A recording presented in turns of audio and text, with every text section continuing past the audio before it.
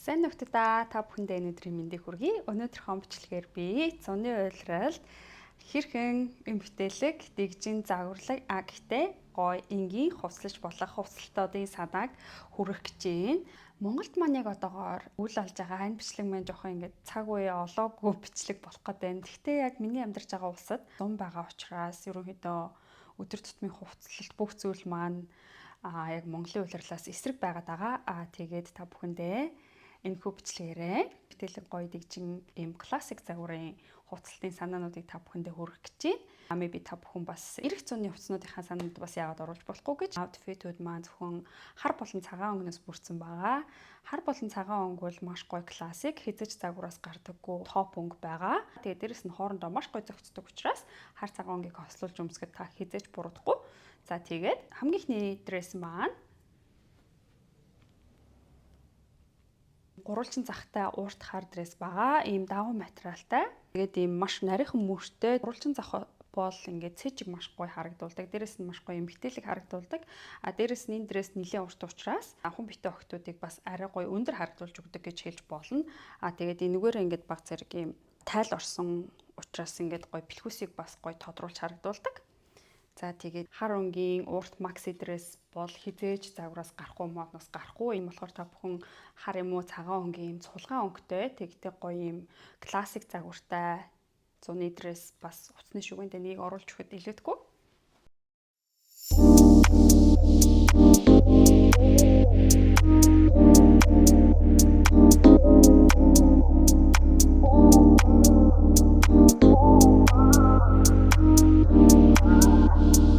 Дараагийнх нь бас хар өнгийн дресс байна. Энэ дрессний загвар арай жоохон сулдуу загвартай. Ерөнхийдөө бас юм гурвалжин захтай дресс байгаа. Эдгээр дрессүүд маань дандаа даван материалтай. Зуны уйлралд бол хамгийн бие дэвтэйхэн, хамгийн гоё юм халдууд зуулдаггүй гоё материал бол даван байдаг. Бол бас маш гоё юм даван дресс, даван хувцснууд маш сайтай. За тэгээд бас иймэрхүү загварын зуны хар дресс та хувцсны шүгэндээ нэгийг оруулж өгөхөд ерөөсө буруудахгүй. Ягаад гэвэл энэ дрессийг би сүүлийн бараг 5 жил өмсөж байгаа. Одоо ч гэсэн би зөндөө өмсдөг. Ягаад гэхээр загвар нь ерөөсөө тренд дагсан биш. Маш юм зүгээр энгийн классик загвар байгаа болохоор нэг юм уу 200 өмсөд мартагдана гэсэн зүйл байхгүй.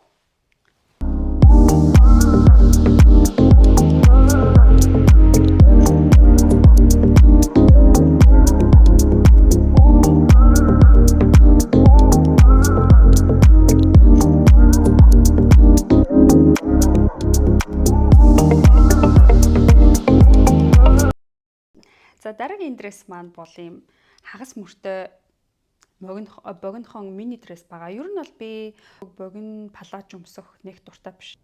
Миний хувьд урт юпг урт дресс надад илүү гоё зохицдог юм шиг санагддаг. Зам бас ингээд заримдаа гоё юм нэг өнгөлөг загварлаг тэгээ бас ийм парти шоунд өмсөх дресс хэрэг болоод байдаг. Тэр тохиолдолд та бүхэнд нэг иймэрхүү дресс байвал бас илүүдэхгүй гэж бодож байна. Ялангуяа бас манай монголчууд Вьетнам, Таиланд, Балигаар их аялдаг. Тэгээд Бали малид очиод бич клуб ороход бас иймэрхүү юм хөрхэн загварын дресс нэг бахад ер нь бол илүүдэхгүй.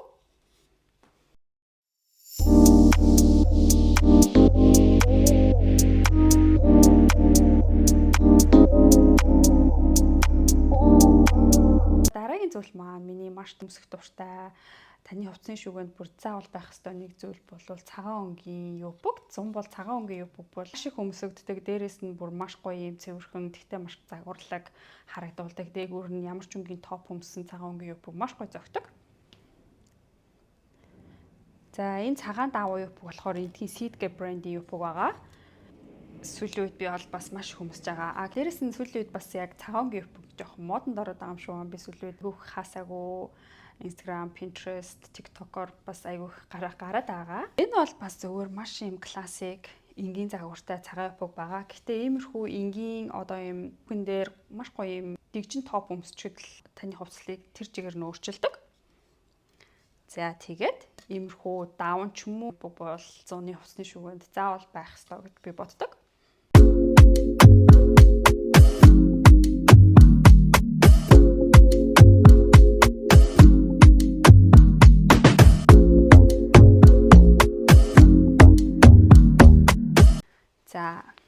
дараагийнх нь бас цагаан өнгийн өв байна. Өгөрлөг загвартай. Тэгээ дээрэс нь ийм эрзэнтэй оруулахтай. Тийм болохоор бүр маш эвтэйхэн. Иймэрхүү цагаан өвгнүүдийг хөөрхөн ийм хар өнгийн топнуудтай өмсгөр бүр маш гоё загварлаг дэгжин харагдуулдаг.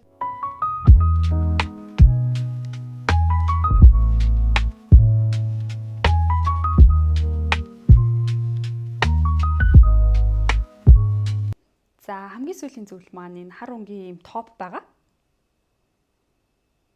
Энэ бас даван материалтай хар өнгийн топ байгаа. За энэ топ бол ерөнхийдөө ингээд саяны үзүүлсэн хоёр цагаан өвгтэй маш гоё зохицдог. Дээрэс нь бас ийм хитрхи байруу биш. Тэгээд маш гоё загвартай топ байгаа. Та бүхэн бас иймэрхүү гоё ийм эмгтээлэг хар өнгийн топ аваад тусны шүгэнд хийцэн байхад ирэх нэлээд хэдэн зууныг бол аваад гарчна гэж би бодож байна. Ягаад тэгэхээр би энэ топыг бол ямар ч байсан дараагийн 2-300 бол хангалттай өмснө гэж бодож авсан. Ер нь би хувцсыг ямар ч байсан доорхоо ээж 2-3 жил өмснө гэж төлөвлөж авдаг. Нэгдүгээр цаанхүүд маш хэрэгтэй. Мөнгө өрж байн хувцас авах шаардлага байхгүй. Хоёрдугаарт бас чанарлаг хувцас өмсөх бол бас маш өөр харагддаг.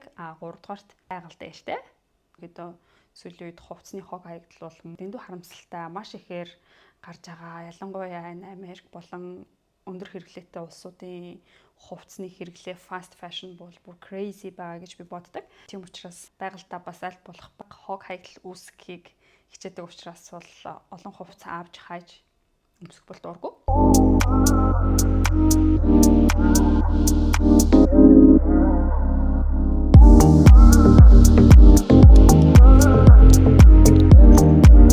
За ингээд миний бичлэгийг үзсэн та бүхэнд маш их баярлалаа.